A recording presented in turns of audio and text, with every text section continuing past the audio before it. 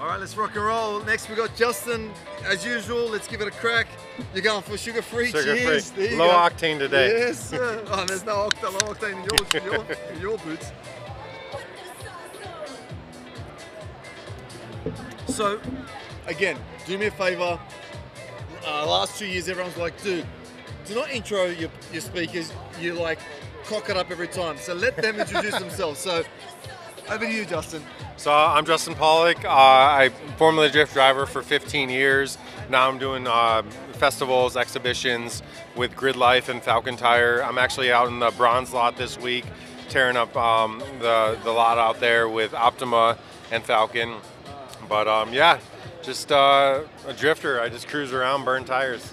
Shout out to Optima and Falken, killing it. Thank you so much for the show and you know, investing in the people that make all the fun. So I just got to throw it out there straight off the bat. We had Sonia Slides here earlier. She was telling everyone about, oh, Justin's coming on. Can you believe? Like, I was keeping up with him, blah, blah, blah. And everyone's like, nah, I think he was tying up his shoelace. And, you know, I was looking back, blah, blah, blah. She's like, nah, they even put a camera. And so anyway, she was like all rattled up and flustered. She's like, Justin, Justin, Justin. So, well, you know, the whole point is capturing content. So I was kind of like easing off of like full pull so that she could stay up and we could get the shot.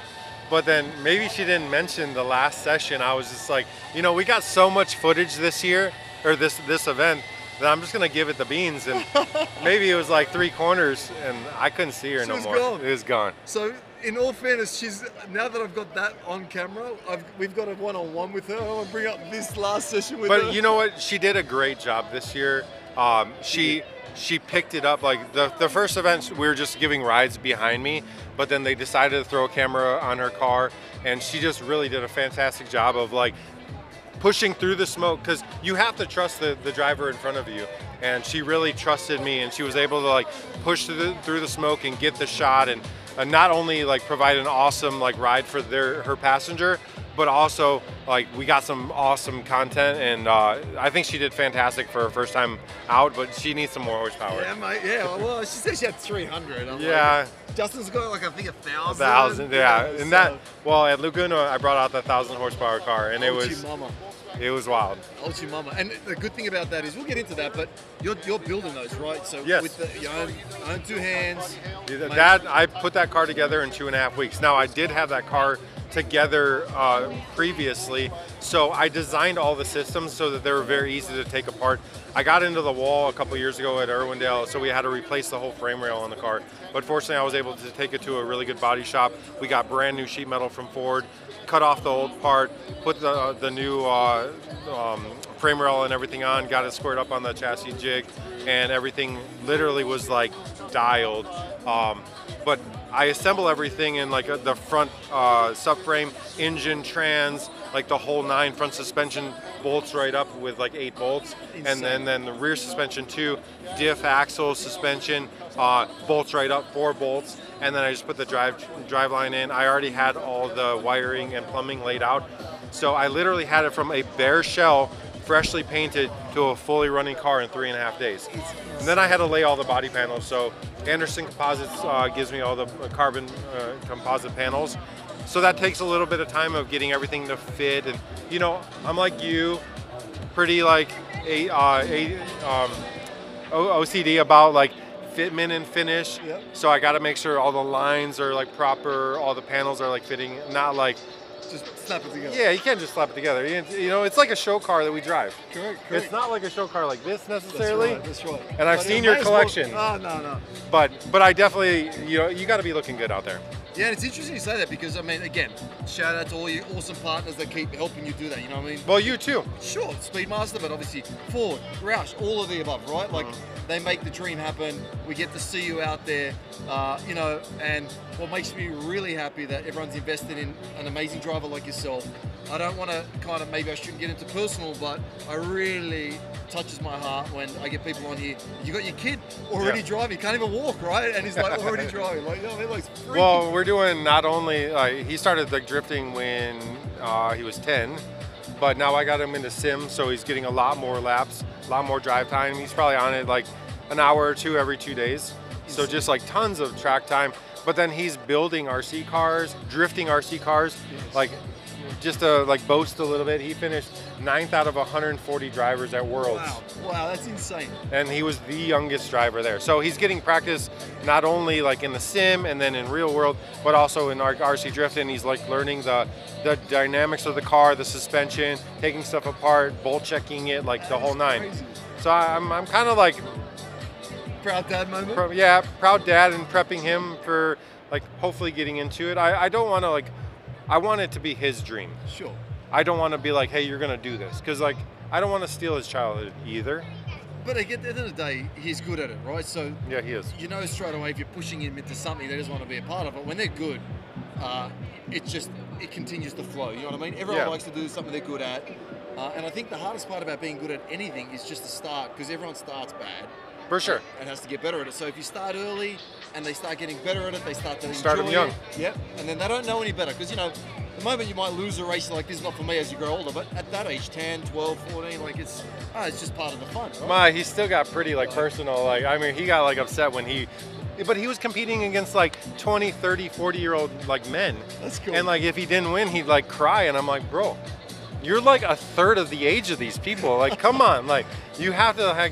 You're doing great. You qualified really well. You like won one round, and then you lost to the guy that got podium. Like, you can't be mad about that. Right. Like that's massive at your age. That's right. You're like, Dad sucked at this age. Yeah, I didn't even do it at that age. Right. That's You know? epic. So where to from here? I mean, obviously the grid life stuff looks amazing, right? It's really vibrant. So, oh my gosh. The festivals are amazing. You got the combination of, you know, the track stuff that's happening. We have all sorts of cars, from like exotics to like these custom crazy builds to like American muscle, all on the track like throughout the day. And then at the end of the day, you have like Deadmau5 Yes. with an epic party at the end of the day. And it's just like mind blowing, because we dreamt of these things when I was younger, when I was first getting into motorsports, and now I'm able to like live that. And it's just such a unique experience to blend the festival side with the motorsport side. It's like a dream come true. It's crazy, and even just like you said, it sounds like not only does it sound like people are enjoying it, but you see the enjoyment. Like, you know, some people just do it. I pop out of the car and I haven't had a smile on my face like that in years. Yeah. And I see that even on social media, even at the events. So if you haven't been, go. You'll love it. It's great. You know, there were 6 events or 6, yeah. 6, right? So do you know the locations? Do you remember the locations off the top of your head roughly? Let's see. We did pressure. Carolina Motorsports Park, Road America, Lime Rock, Gingerman, Laguna Seca. And I think they're adding another one this coming year. So we're planning on doing like 5 or 6. Laguna Seca was epic. But also Lime Rock is an awesome, like super old track, tons of fun. Road America was crazy fast. Carolina Motorsports Park, that was actually, I prepped driving on the sim because I had never been there. And then first lap out, I was hammering. And the people from Grid Life were like, you've never been here. And I'm like, oh, I got like 10, 15 laps on the sim. So at least I knew like where the corners were, and I could just get after it. And it's funny because even with Laguna Seca, a few of my friends went there for the first time. There's a lot of blind corners, right? There are. Like a lot. Elevation.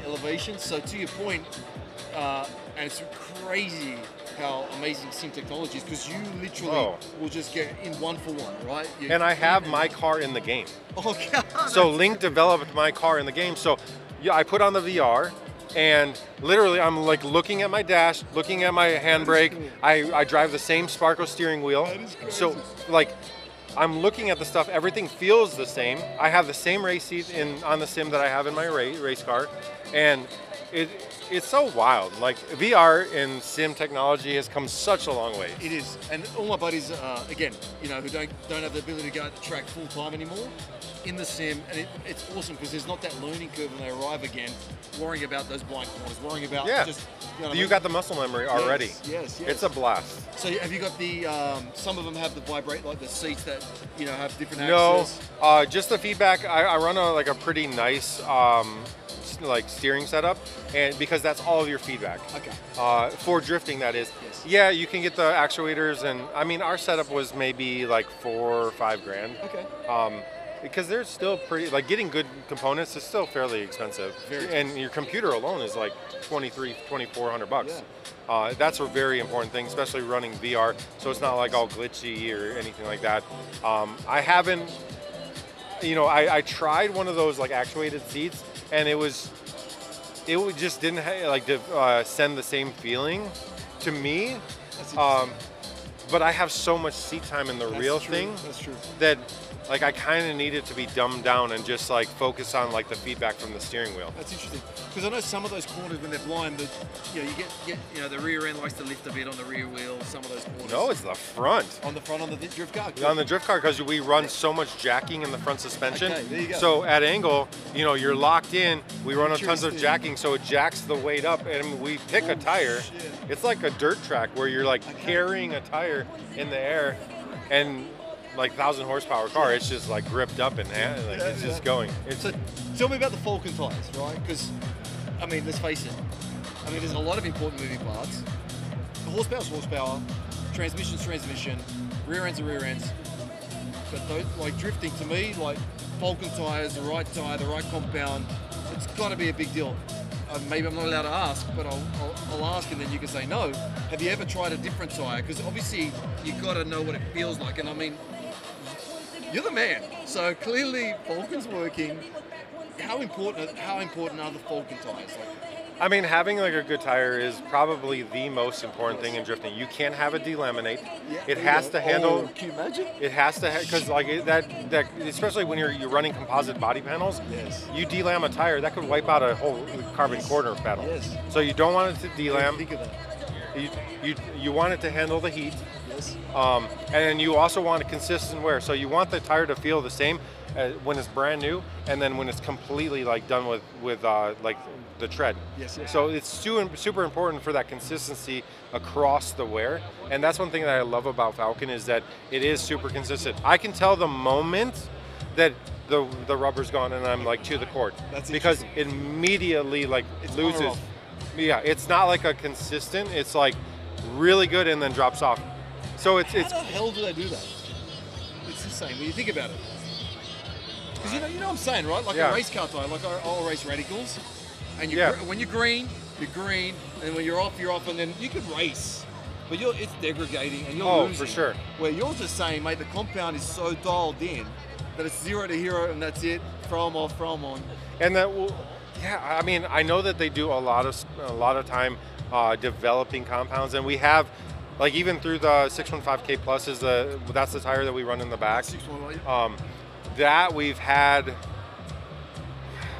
I don't want to misspeak, but I think we were around like 6 compound changes throughout the life of that tire. Interesting. And every single one has just only gotten better. That's crazy. But they are really focused on like handling the heat. Although we do run through the tire fairly quick. Like at Laguna, one epic lap is one set of tires. I can imagine. But it doesn't fall off until like it's completely gone, and at that point I immediately know I can shut it down. Okay. So it's not like it doesn't catch me off guard. That's cool. And that's a secret, because you imagine, especially on those blind turns. Dude, mate, it's all over. I mean, everything like is relying on the tire, because like you're putting all that power, and we do run a lot of like mechanical grip in the design of the suspension. Interesting. And my crew chief and we design all of our own suspension. I know that. I want to touch on that. So we spent a lot of time with getting that mechanical grip, but at the end of the day, the only thing that's connecting you to the ground is the tire. So, can you, because obviously the whole idea is to keep the smoke on, right? Yeah. So do they ever get a point where, because I'm so opposite what you're doing, right? So my idea is to keep as much heat out of the tire, so we're not rolling on the tire, and your idea is to keep as much heat in. So can you literally keep the heat in the whole time without it affecting the way the tire performs? Well, I think that goes back to like what Falken has developed. Yeah. Is because I've been on other tires, like, you know, I started driving with Falken in 2010. So before that, I drove Nitto, I drove Maxxis, Federal. There's been several other companies, and there was a couple of the companies, like we were playing around with tire pressures, playing with like running them forward or like opposite, like backward of what they were designed, because we were having delam problems. And that's just like, it's not handling the heat. So it's separating from the carcass, and you just can't have that. So when you're able to like put heat in immediately throughout like your entire use, and it's almost better just to like wear them over a shorter period of time, because then it doesn't have time to really like heat soak the tire. It's like burning it off, and then it's only maybe like a minute and a half or 2 minutes of like run time, instead of trying to get like a bazillion laps out of it, and then you're getting that separation. So talk me through preparation at the point where you're in the car now, dialed in, set up, helmet in, visor down, you're getting, I don't know, a wave or a green light, and you're going out. How does it look? What does it look? What's the body doing? So when I was when I was doing competition, because I've been out of it for 2 years, but when I would have like a routine. That's what I want to hear. This is what I want to hear. We have like a tree that drops, like it's like 4 reds and then a green. Yeah. So at the first red, I would like flip my visor down. At the 3rd red, I would put it in gear. And then obviously like it would turn green and we would go. And I would always like put my right glove on first, left. It was, the thing is with drifting, it's muscle memory. Of course. So being extra consistent, and not even superstition, it's more consistency. If I am at the track and I do the exact same thing every single time, I'm going to like be able to run runs that are like on like 10/10ths of each other every single time. Because when you get into tandem situations, you're relying on all your practice. Yes. Is you can't see anything. That's right. You know, it's like coming in, like landing a plane, and you're going through the clouds. And you look outside, you can't see an inch in front of you. Yes. So there's points in the drift track that you're transitioning behind a car, like at Irwindale. You come off the bank and you're transitioning into like inner clip 1. You can't see anything. So your timing is like is developed throughout all of your practice of like how long to hold it to transition back. If you transition back too late, you're into the wall. If you transition too early, you're off the wall. Okay. Yes. Yes. And so you have to transition and get right back up into that pocket in outer zone 2. So you're doing that based on like a internal timing. Yeah, yeah. And I think just being super consistent and doing the exact same thing every single time, even when it's down to like right glove, left glove, visor flip, shift into gear, and like starting out, it's just that repetition that develops that muscle memory. And it's funny because I asked that because I had something similar, and I was talking to another guy, and he's like the same thing, sequence every time. Mm-hmm. And he actually in his mind, the way he justified it is once I follow that sequence, I know I'm done. Like you said, I know the visor comes down, I'm in gear, right glove, left glove. I'm actually know that I'm ready. Like it's not even, because sometimes when you're mixing it up, you're actually like, did I do the glove? My glove did. No, that happens. Okay, that literally happens. Like I'll grab the gloves and like I normally like set them a certain way so that when I pick them up, it's already, and like if something gets like messed around and I grab them and like I grab the left glove and I'm like, oh shit. I set it back down. I gotta like completely restart. Because I'm like, I can't, you know, and it's not, like I said, I don't think it's a superstition thing. No. It's just like, this is my routine to like be mentally ready and focus. And I used to do a lot of visualization. Nice. So I would sit there, if there was like a delay from the time that I got done doing the warm-up burnout to like pulling up, sometimes something happens on the track and they delay you like a period of time. I'll just close my eyes and I'll go through the motion of like running my lap. I'm running like 100-point qualifier. You know what I love about that? Because that's actually a form of meditation. And the reason why I say that is because operating at that high level of competitiveness, you actually need to know how to stay calm. Mm-hmm. You know what I mean? Like, again, but I'm sure your heart rate is like through the roof. Correct. But like mentally, you're calm. Yeah, the heart rate is actually a side of where you're going. So I give a prime example. You know, many times I've had to, I've scored many goals that have won championships, but the hardest part is settling down for a penalty kick. Oh yeah. So your heart rate's 100 miles an hour. Yeah. The goalkeeper's trying to put you off. He's doing silly stuff, and to your point, you're like, you just gotta forget about what's going on there. I've had 10,000 crowds of 10,000 in the background booing, chanting, throwing things at you. And so to your point, that's exactly what I love to hear. Because your son's going to need to hear it. Others are going to need to hear it. Going, I think even Tiger Woods, his dad used to play all those bells and dings. So he can mentally block that out. Yes. And so to your point, I love that fact that you're saying, hey, no, there's a problem on the track. Just close your eyes and focus what you're doing. Because technically, you open your eyes, you're like, okay, we're ready. Yeah. So, yeah. Like you need everything to be quiet inside of your head. Yeah. That's so that you're not ready. Easy to do that, right? No. Well, I played soccer like growing up too. So I was the go-to for the penalty kicks. Oh no! So you know exactly But that what I'm I talking think that bred me for being good in a high-stress situation. Because the thing is, with drifting, it's not like a typical like road course where I screwed up this corner. I can make it up on this corner.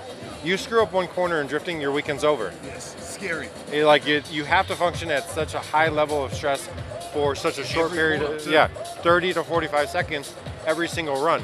You cannot make a mistake. Or at that point, you're like hoping and praying that the other guy makes a mistake. And that never happens. Never happens. Never fucking happens. I don't think it ever happens.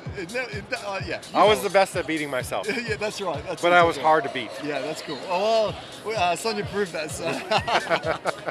So let me ask a question. So for people who don't know, sequential gearbox, still got a clutch to get out of first? Yes. Awesome. So we're there. What? So there is a clutch element to the tree too, right? Right.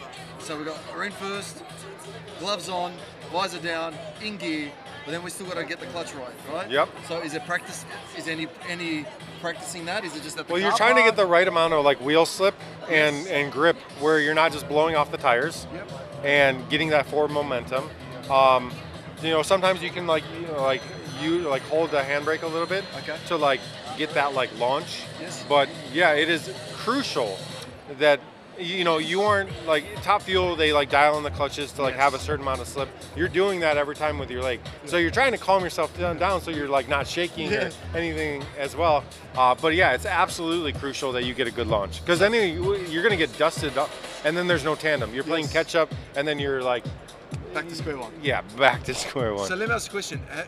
Have you ever stalled at the line? Well, if you have to think that hard, it's fine. It's not a common thing. I don't think so. Okay, is it a thing that people stall out of the first gear? Oh yeah.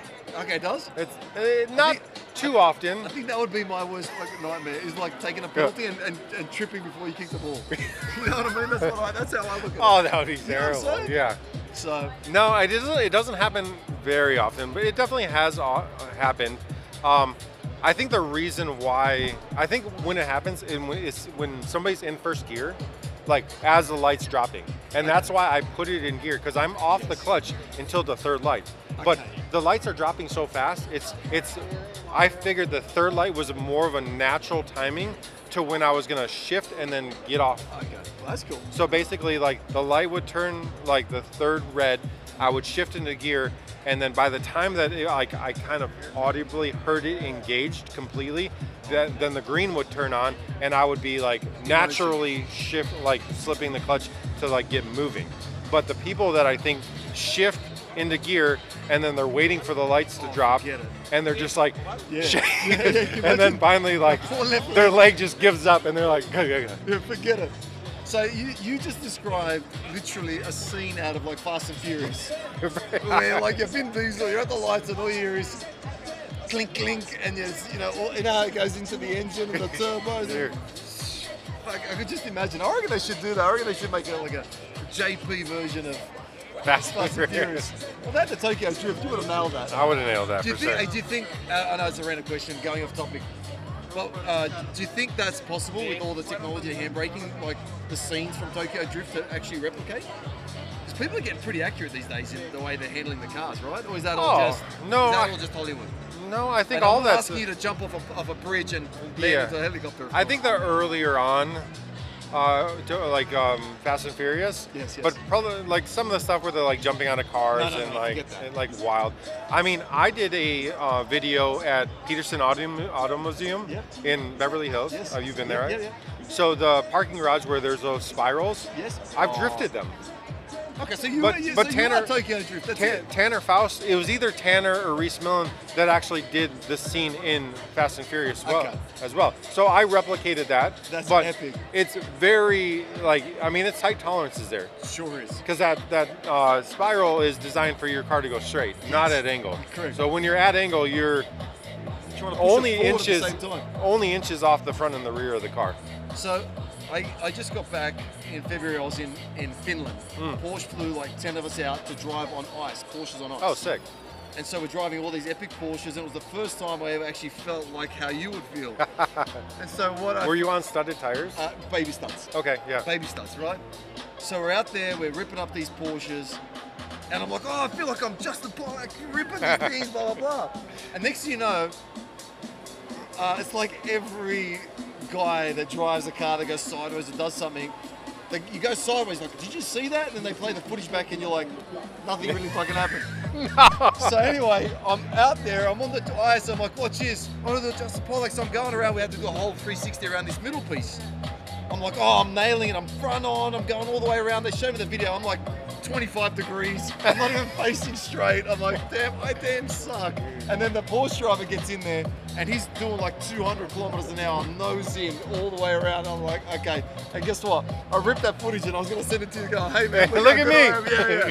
The problem is, you should have. Yeah, damn it. So I had a newfound respect for the angle, the actual angle, what do you call it? Angle of attack or something you call it? Yeah, just the angle, like slip angle. Yeah, the slip angle or whatever it technically is called. Like my drift car gets like 74 degrees at full lock. Yeah, I know that. And that's something you've designed, right? Yes. Yes, that's epic. And that's what I'm saying. So you're great on this crazy slip angle. Yeah. Yeah, so I got like a 25-degree angle, which was which was like 5 degrees of driving straight. But how much fun did you have? Oh, epic. Right? Epic. So I wish they had more of that around here. I think Porsche does a similar deal with the drifting on water. Oh. But it's not the same, you know, like as at the track on wets. Yeah. But it's not the same on ice, man. Well, I haven't done like ice drifting, but Freddie Osbro, okay, he does it. Jonathan Castro, there's quite a few like FD drivers that do that, and they say it's like an absolute blast. Oh, it's phenomenal, and I wish you were there because I would have been like, just wanted to see how much fun you would have had because it was, yeah, like the car reacts a little bit differently, but I bet the same thing. It's so interesting because like a drift and non-drift, so.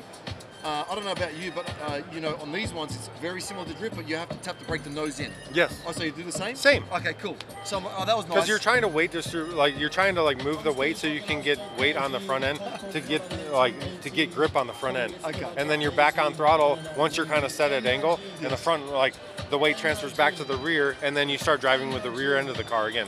But on transitions, you have to, depending on the corner, you have to like transfer that weight to get the front end to like dive or whatever. But I can imagine, especially on ice, because you're like limited on traction. Correct, and it was like the most beautiful feeling. I'm going hard into a corner, and the constructor's like, tap the brake. It's like trail braking. Trail braking, yes, true. Yeah. But it was just weird on the ice. Like it doesn't feel right. Like I can tap the brake, and then obviously the bias was right. Tap the brake, and it just went nosed in. I'm like, oh, this is phenomenal feeling. Yeah. So, and where that was in Finland? Finland, yeah, Katila. Yeah. So it's like epic trip. So I'm like, oh my god, like I was thinking about you the whole time. Like this is why he loves us so much. Right. So yeah. So before we go, are you doing these tandem drives outside this weekend or in general? So live for the tandem drives. Well, this week we're out in Bronze Lot with Optima and Falken all week. I'm doing 2 sessions a day. Usually one. Well, this one we was like 10 to 11, and then I think we're like 1:30 or 2:30 to 3:30 or something like that. But throughout the week we're doing 2 to 3 sessions a day, and just giving rides to Optima people, Falken people. Cool. Shoot, if you make it out there, I'll try to get you in. Well, I'm thinking about maybe recreating that scene where one of the Speedmaster brand ambassadors is losing her mind. And it may have to be Sonia, I think. That'd be epic because she's got the Speedmaster logo. It'd be fun. So I actually took her, I think for her first drift ride in like a pro car at Laguna the year before last. That's cool. That's cool. Which was a blast. So I guess in closing, I don't know, we got so carried away. Last year we went like 2 hours over. It was awesome. So I know I've got this saying that I've been keep saying just to push some emotion. I don't know, like obviously you've got a lot of advice for your son, a lot of advice for other people. I don't know, tell me something in closing. I don't know, get into drift, get into something you love. I don't know, tell me. I mean, I don't think it really matters what you do. Yes. But enjoy what you're doing. Don't half-ass anything. True. I mean, if you're gonna do it, like put in 110% effort. I mean, you know this. Like, look at like what you've built. Yes. Don't just like dabble in it. Like, live it. Like, be passionate about it, and give it a fair shot. I mean, that's kind of like how I've lived my life with drifting, and sometimes you're gonna get burnt out on it. Yeah. But then take a step away, and like I think you realize, like, if it's something truly that you love and are passionate about, you'll dive right back in. And honestly, that's where I'm at. Like 15 years of competition, I took about a year and a half off. I just needed to get like a break, but now I have this like newfound love of the sport, and I'm so glad to be doing like these festivals. You got so many fanboys and fangirls like me, Sonia, and the whole world. So it's epic to see you back out there. Hopefully, we'll get out to a few more of the real-life events. I would love to see you guys out there. Oh, mate. I think it would be a great place for you guy guys. behind the mic there, he's the one that makes the decisions. So shout out to Eric to make that happen. That'd be cool. And we'd love it. So yeah, look. Awesome again. Thank you for coming. Yeah. Sorry to give you the the lowdown with Sonia, but oh, it's all good. I can't wait to. She's good people. That's it. So again, here's to Justin for making it back again. It was a tight window. He made it. I really appreciate it. I really appreciate it. Thanks for working it out. Yes, sir. Appreciate again, it, thank man. you so much. Thank you, sir. Thank you. Thank you. All right. Peace out. Thank you.